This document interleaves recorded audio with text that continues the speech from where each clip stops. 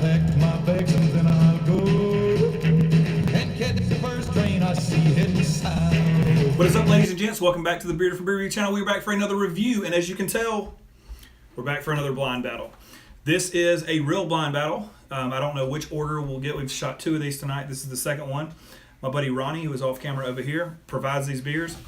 We've done them before where there was just one beer. The one we just did, there were 2. This time there are 3. He's told me that they are 3 individual states represented in this. I do know he just came back from Charlotte, North Carolina, so one of these beers is out of Charlotte. I do not know which one. So one could be from Alabama, one could be from Georgia, one could be from Tennessee. I have no idea. He kind of like hinted to what style they were, but I don't know if he was joking or not. So what we're going to do is I'm going to pour all of these up and move down the line. And look, there you can see they're completely blind. There's nothing on the bottom of the cans, nothing on the tops. I have no idea what these are. And now let's hope they don't spew everywhere. We're going to pour one into the Ghost Train glass. Well, yeah, they're IPAs. Or Pale Ales. Got a pretty big head on that one. The Ghost Train glass. Hey, guess what? They're kind of unfiltered, hazy looking. This one is clear, though. You can see some light coming through that one. Got to keep these with what they are. We'll go right to left like that. And then the big tall boy over here. This one's pouring out pretty clear, too. All right, let's get a nose on all of these. We're going to go from right to left. We're going to go hazy, unfiltered IPA at least, to a, well, if they're IPAs, we'll smell. These are all filtered. That is pretty. That is absolutely see-through. I can see the light ring in Ronnie's face through that one. Let's get a nose on it. We'll go right to my right to left. They may be pale ales. They may be IPAs. A little bit of grapefruit. Decent amount of bready malt though. White bread. A little bit of citrus on the nose of that one. I think I want to drink and then get a nose and go down. I do have a glass of water off screen. I don't know if that's off screen or not, but I'm going to take a sip in between each one.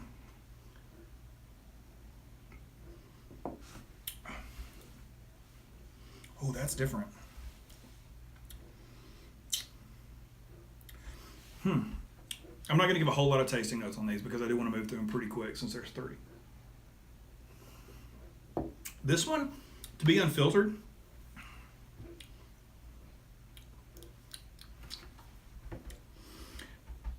there's a bitterness on the back end. It's kind of mild. It's not overly bitter. Not any booze really going on. It's that grapefruit peel, orange citrus thing. A pretty heavy malt backbone on this beer though.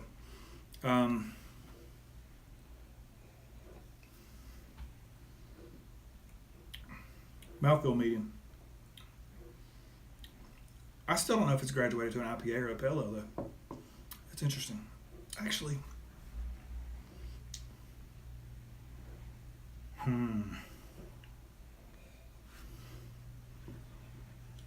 You check my Untapped. I haven't had any of these. I haven't. That one's familiar.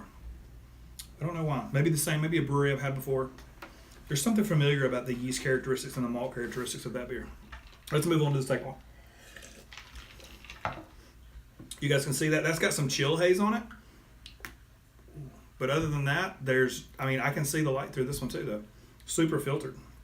Really clear. Oh, this smells good, though. More orange, more citrus forward.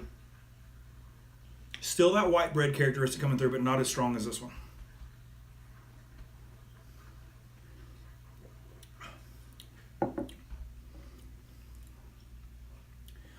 IPAs are tough as you move from one to one. Water is not a real palate cleanser, but it's enough.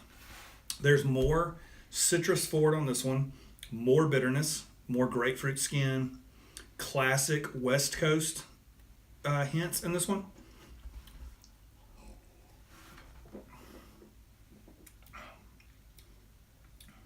Yeah, pretty tasty pale ale or IPA right here.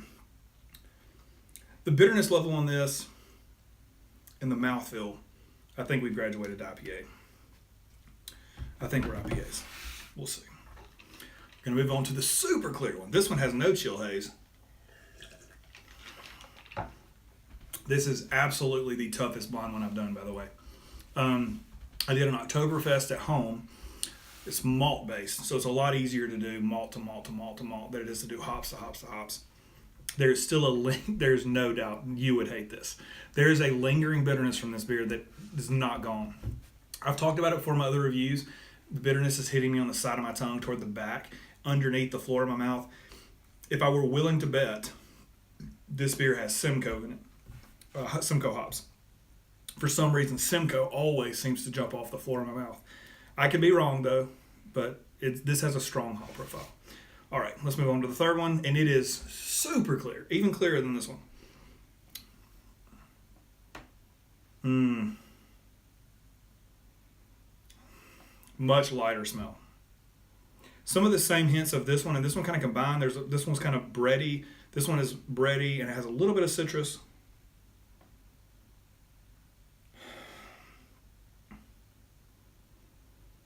Not a whole lot going on in this nose, and it could be to the third. We all right? 6 minutes? Okay, we're good.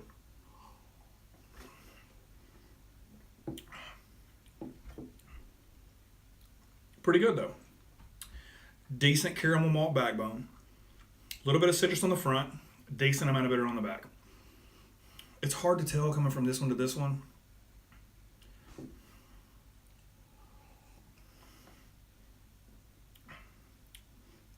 There is a decent amount of pininess about this, though. More of a grapefruit bitterness about this one. Oh, hang on. Let's get one more sip. We'll go down the line. Sip to sip to sip. My palate is wrecked, though, for real. Like, there is so much bitterness going on. Okay, here we go. Okay. No doubt this is the lightest of the three. As far as taste goes, the malt character, it's actually kind of faint compared to these other two. These other two are stronger malt present, but they're more balanced by the hop profiles.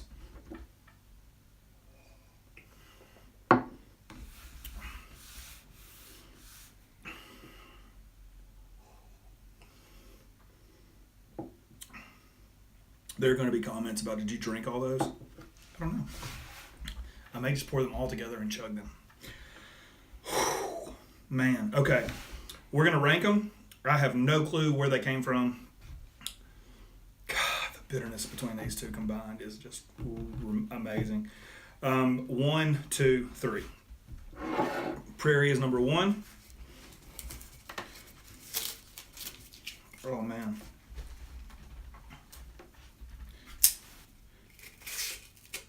Cut my finger off. Wow, holy cow. This is an Alabama IPA. I've never had this beer. I enjoyed it for real. Apocalypse, IPA, Apocalypse Now, India Pale Ale from Singing River.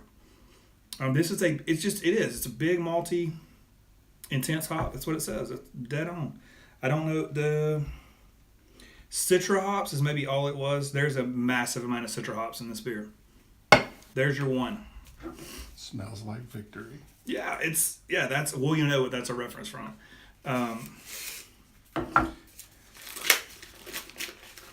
Noda, Hop, Drop, and Roll. This would be the one from Charleston.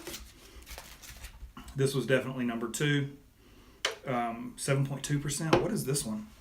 The alcohol in this one, I bet, is bumped up a little bit. What is it? 7.1 and 7.2.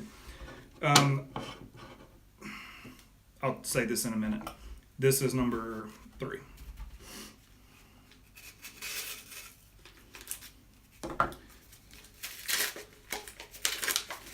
There we go.